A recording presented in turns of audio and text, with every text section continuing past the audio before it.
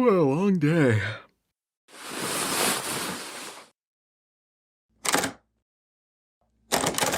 What? Who's there? Go back to sleep, Dad. Okay.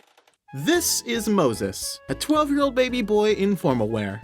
And boy, do I have a lot of stories about him. Allow me to shine a light on the complacent little skunk I call my son. Hey. My family adopted Moses from a friend's cat who just had a litter of kittens. I would love to say that my parents were the ones who wanted a cat, but it was really my younger sister who wanted one the most. She loves cats, and Moses was no exception. He was the one kitten she adored the most out of them all. So we brought him home with us, and he became our family's first pet. We picked the name Moses after a book we read when we were younger. That book was called Moses the Kitten. Very original, I know. And even though his fur isn't entirely black like the cat on the book, we still like the name and decided to keep it. Moses is a tuxedo cat, or bicolor cat, because of his black and white fur. And while his fur patterns do slightly resemble formal attire, what's not so formal are his habits. Whenever Moses needs the bathroom, he always uses the litter box, as most cats do. However, sometimes he'll sneak his way into any room in the house containing a box or basket and pee in them instead. Moses, no! You gotta do what you gotta do, father. What? Oh. I can sorta understand why he does this. Any box-like space he crawls into might seem like a litter box to him. But laundry isn't litter, Momo! Hey, you're the one who put it in a basket. And how does he sneak in, you might ask? Well, you could say it might be because the doors in our house had lever handles. That's right, you thought that opening bit was just for show, huh? No, he actually did that to me. Moses will pick random times throughout the day to jump up at my door and open it. Hey. Why? I'd hate to have to live with a family member who just opens your door for no apparent reason. I mean, I do that too. I'm not loud about it. In fact, he'd do this so often that we would sometimes find him exiting a room with a smirk on his face, only to discover a laundry basket reeking of pee. What a rebel. And sometimes he would enter a room and not even need to pee. In rare cases, I will find myself waking up to a loud rattling sound, only for it to be Moses. Hello there, spot of tea. So, what did we do to combat this, you might ask? Well, we replaced the lever handles with knobs. Problem solved. Why did we even have that lever? Well, you got me. By all accounts, it doesn't make sense. Now that the handles have been swapped with knobs, I doubt he'll be making his way into my room anytime soon. I mean, unless Moses somehow finds a way to grow a pair of opposable thumbs. How? You really thought that could stop me? You know something else Moses loves to do? Drink. No, not like that. You know what I meant. Whenever Moses isn't sleeping or plotting to deface our laundry, he will sometimes ask me and my family to turn the sink on. Why? Because he loves to drink from the faucet. Sometimes when it's late at night and I'm getting ready to brush my teeth, he will jump up on the counter and purr against me in an attempt to get me to turn the sink on for him. He somehow knew that asking for it wouldn't be enough, so he purposely imprinted on me to butter me up into giving him what he wants because he's so gosh darn cute and oh my gosh, Moses! The little scamp is fully aware of how adorable he is and knows that and uses it to get what he wants. Treats, head pats, tap water. He knew that by being cute I'd do almost anything for that sweet little face. Diabolical! Also, apparently sinks are the most comfortable place on earth, because sometimes I will come home and find him fully seated inside the bathroom sink, all curled up in a little ball just sitting there. You do know that's where I spit, right? That is just one of the many places he likes to sleep. Whenever he's not being a mischievous little scamp, he is often found sleeping in many small places throughout the house. I will often find Moses sleeping By the stairs. On the stairs. On top of bookshelves. Inside the bookshelves. Inside the books. Besides the books. Writing books. Publishing books. Inspiring other families to name their pets after him. Possibly inspiring a certain family member to make a video about how diabolical he is. I'm getting off topic here. The point is, Moses sleeps everywhere, and you'll never know where he'll sleep next. One time I came home at night from a late shift and went up the stairs to head to bed. And while I was walking up the stairs, I didn't notice that Moses was sleeping on one of the steps. So while going up the steps, I accidentally stepped on his tail while he was fast asleep.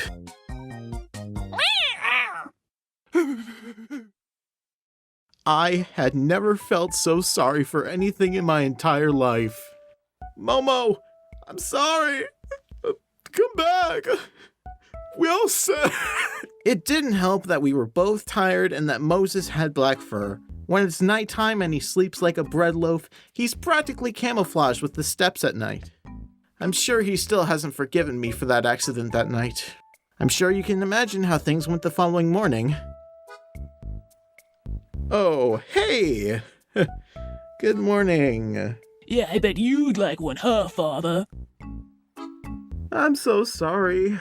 How could you not have seen me last night? You think I'm some sort of footstool or something? What? No, it was just so dark and Yeah, never bothered me before. Well, I'm not like you. I can't see that well in the dark. Oh, and you think that's an excuse?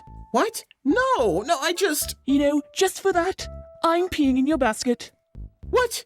No, I'm sorry, wait! No! Moses, no! No. Oh... Why must you do this? Witness firsthand. This is master manipulation. No. I will not. No, I will not do it.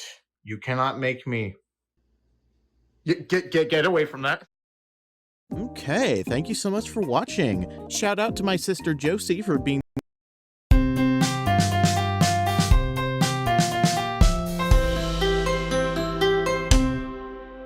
I'm here to adopt this dog. Sure thing, but first you must face the adoption trial. Trial? Yes. In order to adopt the dog, you must conquer me and my dog in combat. I'll do it. I'll do it for him. I can't lose. I will beat you. Wait, what?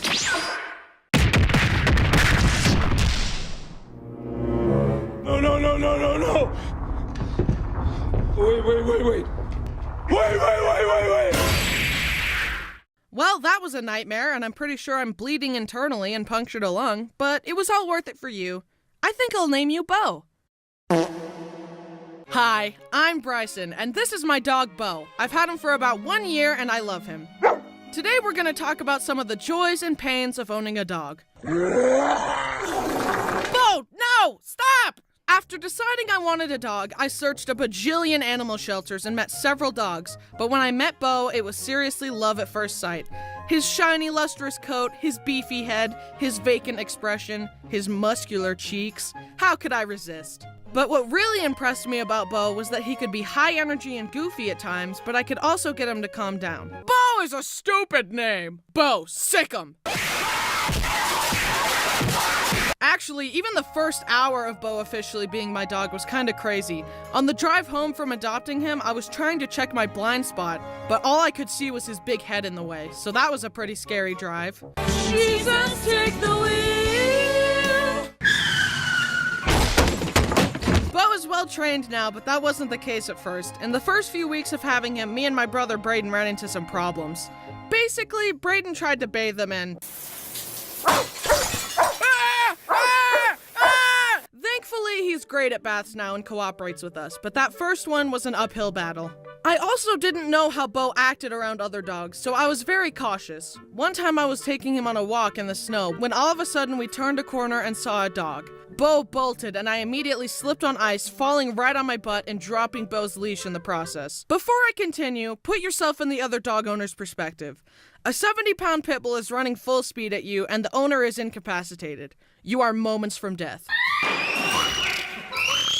Nah, I'm just kidding. It turns out Bo is very friendly with strangers and other dogs. But that would have been unfortunate if I had a murderer on my hands, right? I would have had to be all like, sorry my dog destroyed your dog and bit you in the jugular. This is kind of awkward. Well, see you later. Another snowy night before I had trained Bo how to listen to me, he once again heard another dog and initiated make a friend mode. He started sprinting at full speed, pulling me behind him, and I was literally skating and slipping on the ice behind him. Surprisingly, the 1 ounce of coordination in my body made it so I didn't fall. It was actually kinda cool. Bo is also very nosy, like physically nosy. If he could talk, he would be like, "What you doing? What's that? Where you going? What you got there? What you doing? What you doing? What you doing?" Literally anywhere I go, him and his big nose are there. Sometimes you think he's off laying down somewhere, but then you open the door and he materializes behind you. Ah! Also, sometimes I'll let him sleep in the bed with me, but he lays right smack in the middle, so I have to Tetris my body in order to fit. Also, he's a big fan of drinking stupid amounts of water. He loves drinking from the tub, from streams, from the dishwasher, from the toilet. So much so, in fact, that sometimes I'll get out of the shower, he will nose his way in and lick the water off my legs like a weirdo. But one time I got out, turned to get my towel, and... Bryson, why don't you just lock your bathroom door? I do, but he has learned how to unlock doors and stand on 2 feet and speak English. He's becoming more and more powerful, and I can't stop him. Bryson, it's 4 p.m. Time for me to bathe you. That's a joke. His IQ is 4, just like his dad. He's very muscular and strong and way more handsome than me. I'm kind of jealous because after like a week of having him, I had gotten more compliments for him than I have received literally in my entire life. Hey, that's a good-looking dog. You could use some work, though. I mean, your cheeks don't even compare. What? Also, Bo is a plush now. Isn't he cute? Use the link in the description to buy one before they sell out. Hey, Bo, what do you think? Bo, hey, give it back, give it back, give it back, give it back, give it back. Ah! Also, all the money I get from this will go to the Humane Society to help stop dog fighting. Just by buying this plush, you are helping save countless animals from the barbaric practice of dog fighting. Link in the description. Okay, back to the video. Another thing about Bo is that he used to hate going in his crate. Several crates have died by his hand. I seriously don't know how he does it, because around me, he's a very sweet family dog. But when I wasn't around, he used to just murder crates from the inside. To the point where he broke a tooth off escaping a crate once. So I paid to give him a metal tooth, and now he looks like a gangster. I wanted to get a gold tooth, but sadly they wouldn't let me. Just know that I tried. Since I adopted Bo from a shelter, I didn't know what breed he was. I was pretty sure he was a pit bull, however, I was still curious to find out. So recently I got his DNA tested and found out he's a mixed breed. But he's mostly an American Pit Bull Terrier mixed with an American Staffordshire Terrier. Both of those dog breeds are classified as pit bulls. Wow, Bryson, didn't you know pit bulls are vicious monsters and all of them are evil killers and none of them are good dogs? You should be more afraid of me than the dog. If any of you agree with this small-minded person who is now dead, then please do some research and grow up. Okay, this next part gets a little heavy, but I feel very strongly about it and I want to speak up against unjust hatred towards these dogs. Pit bulls are dogs that have awful reputations, which I'm very against because I was raised with them and all of ours have been loyal, loving family dogs. Obviously, I'm biased, so please do your own research, but here's the conclusion I've come to. Any dog can be aggressive, and any dog can be loving. It all depends on the way you nurture and teach your dogs, although sometimes professional training is required. There are awful people out there who train and force dogs to fight each other. It still happens, and it's absolutely tragic. People hear about dogfights and end up blaming and stereotyping pit bulls just because they are forced to fight. Here's a bright idea. How about we blame the awful people who fight dogs and not the dog who is just trying to do what his owner told him to do? Now, I'm not saying that you shouldn't be cautious. I believe that you need to be careful and cautious around any dog that you don't know, because people do get hurt sometimes. But if you are labeling any and every pit bull you see as a monster, then it's time to wake up, my guy. Please judge dogs on an individual basis, not based on breed. Thank you for coming to my TED Talk. Anyways, back to Bo. When deciding to make My TED Talk. Anyways, back to Bo. Since I love Bo so much, I also have a lot of nicknames for him. Here are some of my favorites. Bosif, Bozo, Bodacious, Bojangles, Bowberry Biscuit, Bosephine Rex, and Baron Beauregard. He is very clumsy. He hits his head on everything. You know how dogs are supposed to be able to see in the dark? Well, one night I turned off the lights and started walking towards my room, and I heard a big thunk from his head hitting the door. He'll also hit his head on walls, benches, other dogs, chairs, anything. I mean, how could he not with a head that big? So I decided to get him human glasses. So that was an awkward doctor's visit. Read off the letters you see. Yeah, I think his prescription is a bit off. After all the crates being destroyed, me and my family decided it was probably best for him to be professionally trained for a little while. And I'm not gonna lie, I was pretty depressed when I had to leave him for 3 weeks to be trained.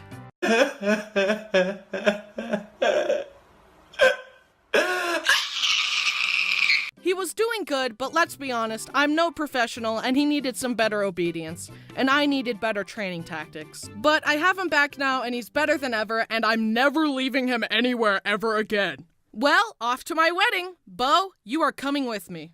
Bo will now give the best man speech.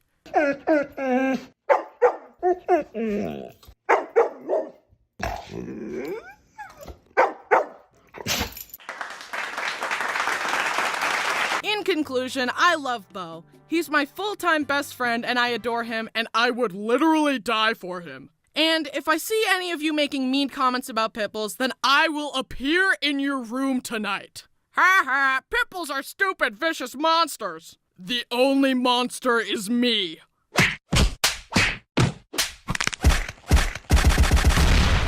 Hey everyone, I hope you liked the video. Isn't Bo just the cutest? My 6 cats, 2 dogs, and suspiciously short-lived pet store goldfish taught me that pets are definitely members of the family. For many of us, they're the first family you have. Case in point, before my parents were ready for a human baby, they got a cat baby. They adopted a little orange tabby cat and named him Hobbs, after the tiger in the comic. Hobbs was a super chill dude. My dad said he could pick him up, stretch him out, and parade him through the house going, "Super cat!" And Hobbs loved it. And life was great, but it was still missing something.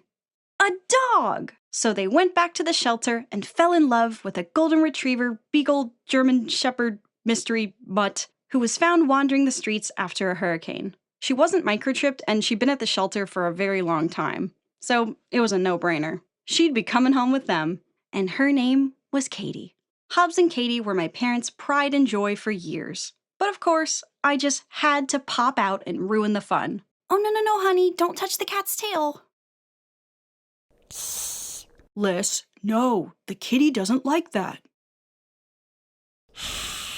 Les, Just let her learn.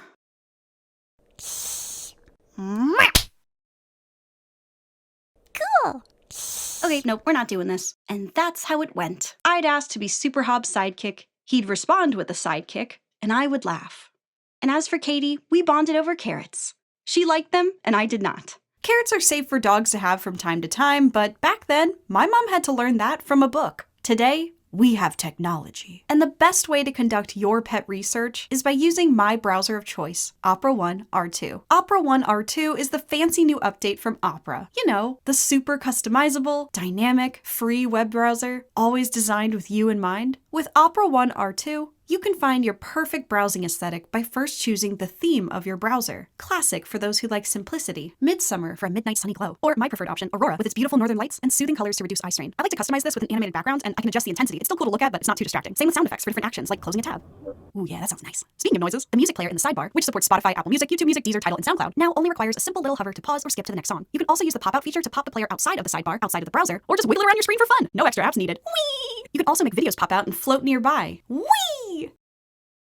Opera One R2 also offers split screen. Whether you're referencing old family pet photos while writing a YouTube video or searching for your next animal companion, split screen makes multitasking smoother and easier. Just drag a tab down and bam, cute cat YouTube videos on the left and local adoptable cats on the right. No need to switch back and forth between windows. And after you've clicked on, like 30 cute little angels and 30 hard to remember new tabs, Opera's Tab Islands can help you organize and categorize all of your options. Tab Islands helps you group your tabs based on context. That way, your tabs of novelty pet beds don't get lost in the shuffle of potential new family members. But if you're struggling to find one of your top choices in a sea of open tabs, don't worry. Tab Traces marks recently used tabs with a little underscore. The darker the underscore, the most recently visited. Like paw prints leading you back to the pet of your dreams, Opera helps you identify and keep track of your path on the internet. So, what are you waiting for? Use my link in the description subscription to try Opera 1 R2 today. And thank you, Opera, for sponsoring. Now, back to the video. Hobbs and Katie were there for everything.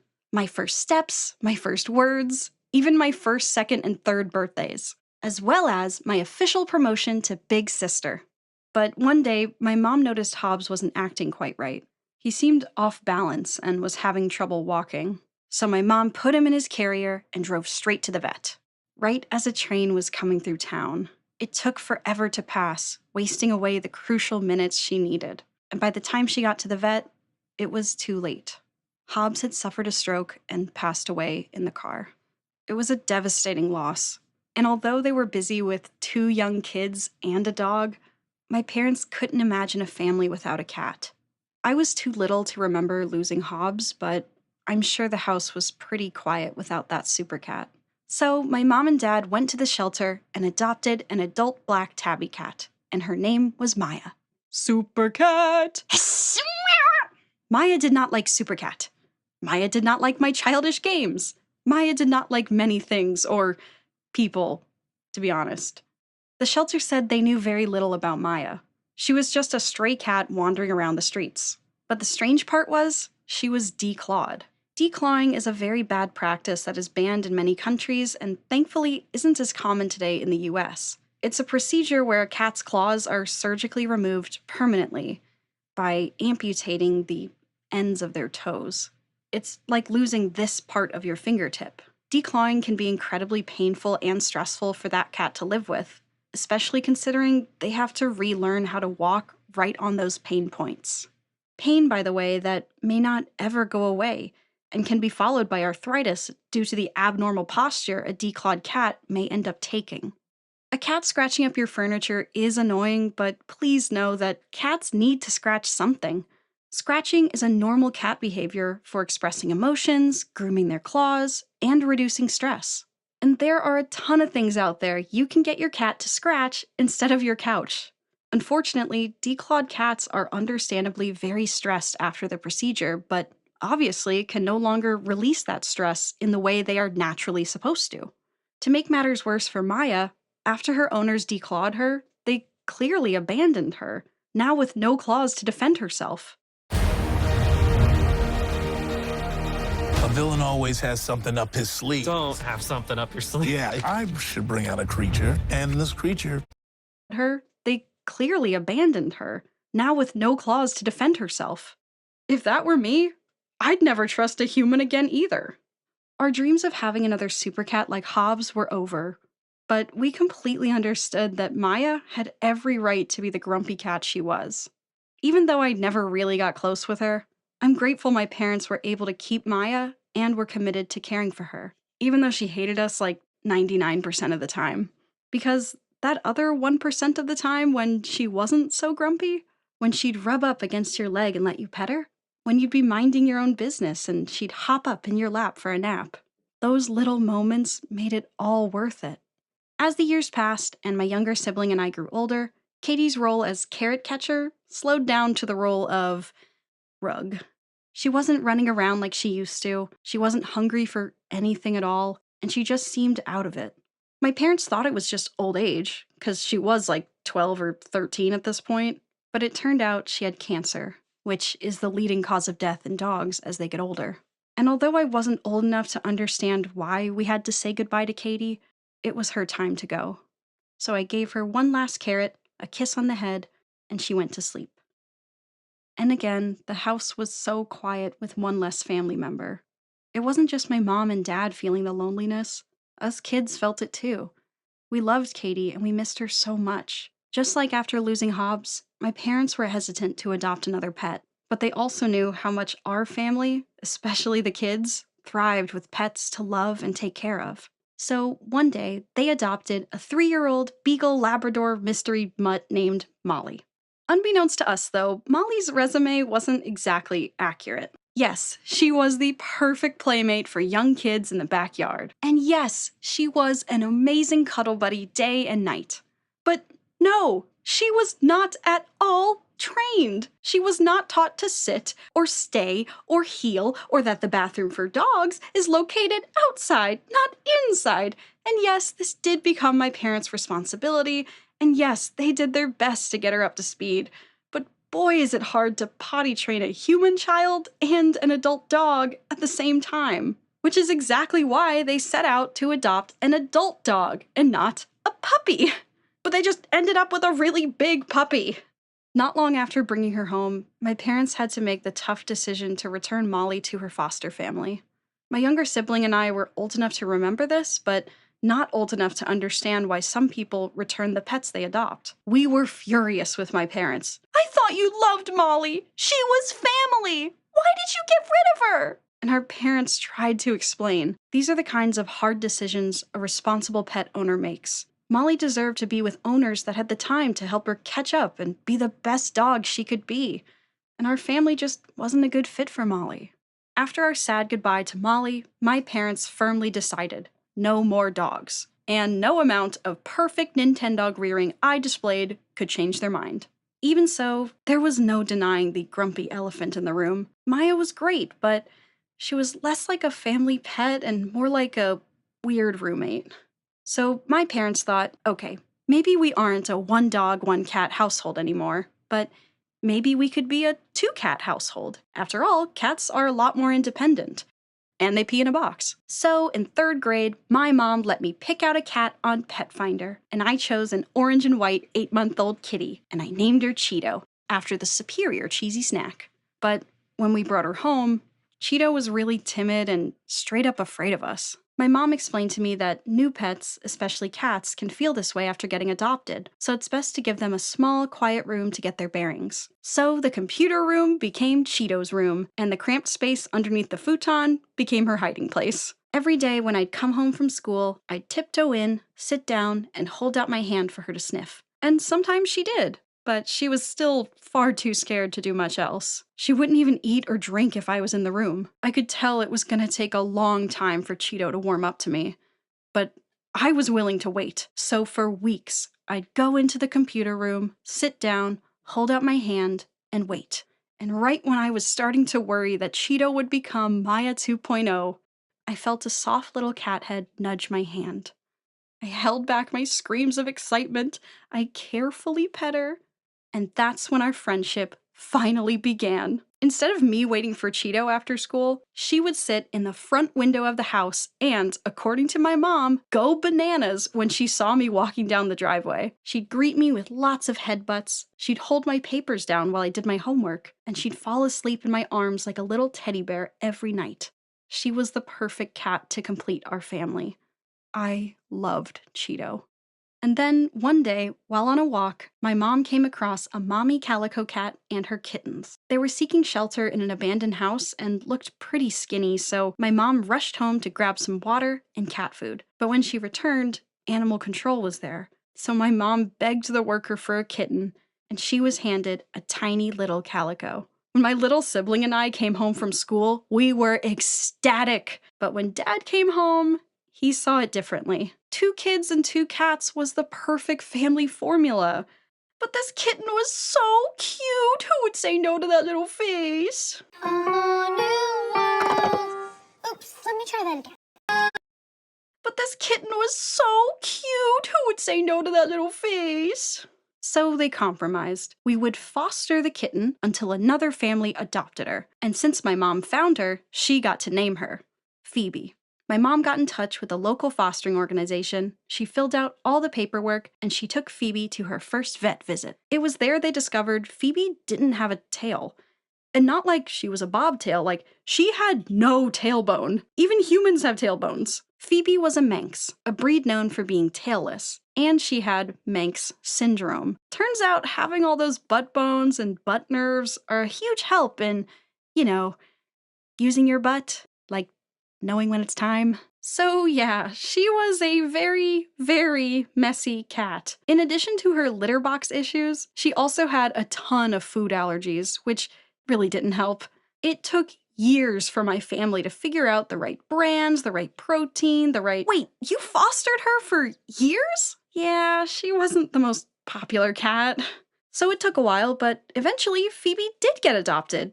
And then returned, like 2 weeks later. My parents weren't ready to take on the responsibilities of a high-needs cat again, so Phoebe stayed with a different family from the fostering organization. Meanwhile, back at our house, our grumpy old cat Maya was becoming slow and weak like the pets before her, so we knew our goodbyes were coming soon. My mom grew to have a better connection with Maya than anyone else in the family, but she didn't want to go alone, so I went with her. And even though Maya was a hissy little thing for all the years I'd known her, I found myself getting emotional on the car ride to the vet. I don't know what came over me, but once we were there, sitting on the floor, talking with the vet, I wanted to hold Maya. And for the first time ever, she didn't growl or hiss.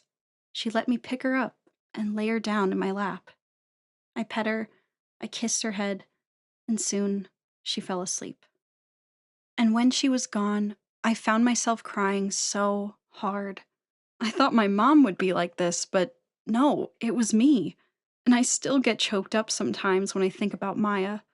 I guess you don't need to be super close or have the perfect connection to miss a pet or to love them. And I think that's why my parents decided, even though it would be a lot of work, Phoebe needed to come home. So they reached out to the foster organization and formally adopted Phoebe. And our cats, Cheeto and Phoebe, went on to enjoy years of love and family fun together. By this time, life was changing fast. I was graduating high school, I was moving to California for animation college, and although I'd come home once or twice a year to visit, I knew Cheeto was too old to fly across the country and live with me. Still, I really wanted my own little companion again. So during my second year of college, I adopted my bouncing baby boy Luigi. But soon after adopting him, I felt guilty. Getting another cat felt like, I don't know, like I was cheating on Cheeto. I was scared my love for Luigi would outshine my love for Cheeto, who, despite me being away for years at this point, was still sitting in the front window every afternoon waiting for me to come home. I couldn't honor Cheeto's loyalty in person anymore, but I also couldn't give up on Luigi just because he wasn't Cheeto. I wasn't sure what to do or how to feel, so I called my mom, and she told me that with every new pet,